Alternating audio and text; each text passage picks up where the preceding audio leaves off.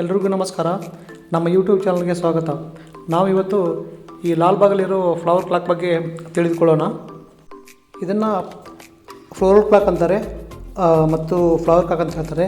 Actually ಇದು ಬಂದುಬಿಟ್ಟು major attraction for Lalbagh. ಇದನ್ನು ಇನ್ಸ್ಟಾಲೇಷನ್ ಮಾಡಿದ್ದು 1983, ಅಂದರೆ ಅರೌಂಡ್ 40 ಇಯರ್ ಬ್ಯಾಕ್ ಇನ್ಸ್ಟಾಲೇಷನ್ ಮಾಡಿದ್ದು. HMT ಅವರು, ಹಿಂದೂಸ್ತಾನ್ ಮಷಿನ್ ಟೂಲ್ಸ್ ಕಂಪ್ನಿಯವರು ಇನ್ಸ್ಟಾಲ್ ಮಾಡಿದ್ದು.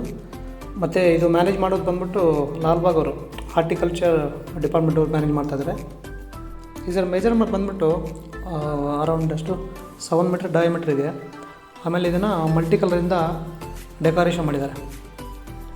ಈ ಕ್ಲಾಕ್ ನಂಬರ್ ಬಂದುಬಿಟ್ಟು 1 2 3 ಅಂತಿಲ್ಲ, ಇದು ರೋಮನ್ ಅಂಕಿಯಲ್ಲಿದೆ.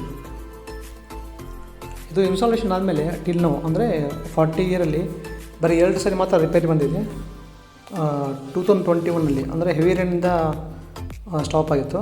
ಆಮೇಲೆ 2018 ಸೀಪೇಜ್ ಅದು ಸೀಮಂತ್ ಅನ್ನೊಂದು ರಿಪೇರಿ ಬಂದಿದೆ. 2 ಸಲ till now. So it is working fine. ಇದು ತುಂಬ ನೋಡೋಕ್ಕೆ ಚೆಂದ ಇದೆ, ಸಖತ್ ಅಟ್ರಾಕ್ಷನ್ ಇದೆ. ಡಿಫ್ರೆಂಟ್ ಫ್ಲವರಿಂದ ಅರೇಂಜ್ ಮಾಡಿದ್ದಾರೆ. ಇದು ಲಾಲ್ಬಾಗ್ ಮೇನ್ ಎಂಟ್ರೆನ್ಸ್ ಇದೆ. Thanks for watching.